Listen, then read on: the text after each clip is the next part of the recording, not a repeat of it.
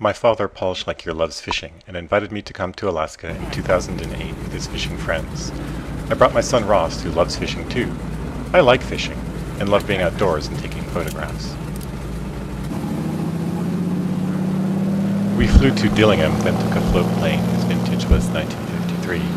The tundra below looked like groomed lawns and the game trails were mysterious and inviting. Real Wilderness Adventures has a remote lodge on Lake Nerka.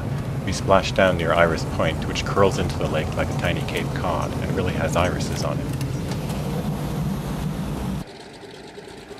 The gravelly shore had a thick orange line of gunk, which we learned was pine pollen, marbling the lakes all around. Despite the pollen, the air was surpassingly clear. A friend of mine who went to Alaska said that it was like having her eyes cleaned and put back in her head. The two-man weatherport tents are near the end of the point, along with a hot shower and a toilet block. Further inland and bearwards are the communal yurt and then the guide tents, all connected with lovely gravel paths lit by solar cell LED lights. There is even Wi-Fi. The funny thing about real fishermen is they do not eat the fish. I was desperate to eat all the fish, but only got a bit of char. Char were the object of our first day fishing. I learned a lot about salmon that day. I thought we were here to catch salmon, but no. I also thought that these red salmon crowding the rivers were a different species from the silver salmon that you see in the supermarket, but the guides explained that they are the same.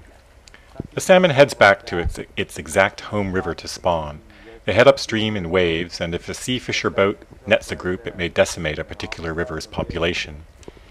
Once in fresh water, the salmon stop eating, so you can only foul hook them or catch them if they strike your lure from pure aggression. I found it amazing to think that these fish change shape, grow a hump, and turn red and green, preparing for sex and the end. It made me think of Edgar Allan Poe's Masque of the Red Death. He's fighting. I think it's a female. I can tell when they're in their full spawn suit, the males will get more of a hooked jaw. So this one's got a straighter jaw on it, so I think it's a female. But they're not in their full spawn mode yet. They're in their get fat off of the salmon eggs mode. That's a healthy food, those salmon eggs. A lot of protein.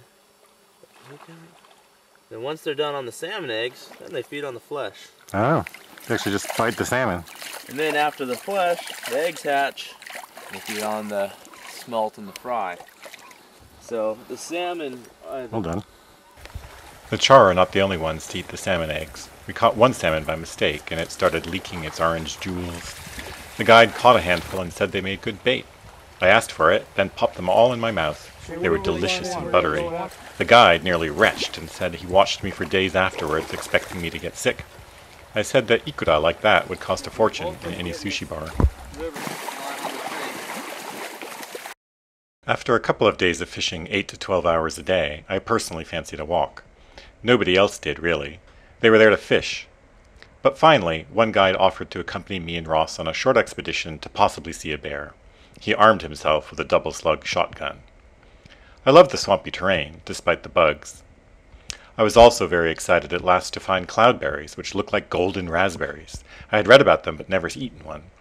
When I found some in a bog, I greedily tucked in, only to find that they tasted like a mixture of orange juice and bile, with seeds the size and flavor of wood chips. Oh well.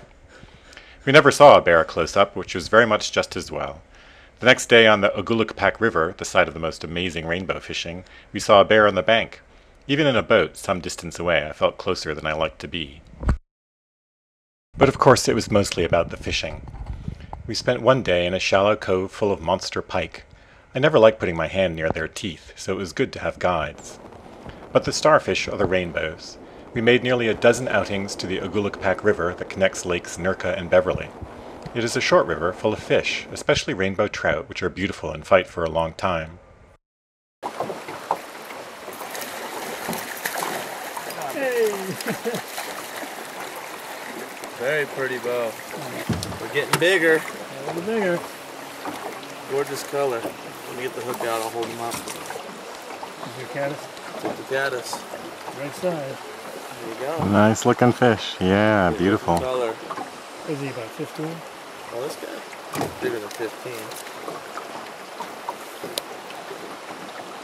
6 and 11. 17. There you go. Nice fish. Ross was a natural and caught many fish, including our family record of a 23-incher.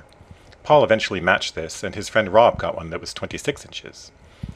We usually fished from the jet boats, but sometimes standing in the river. The guides could cast a light fly dozens of meters straight into the wind and taught us what they could.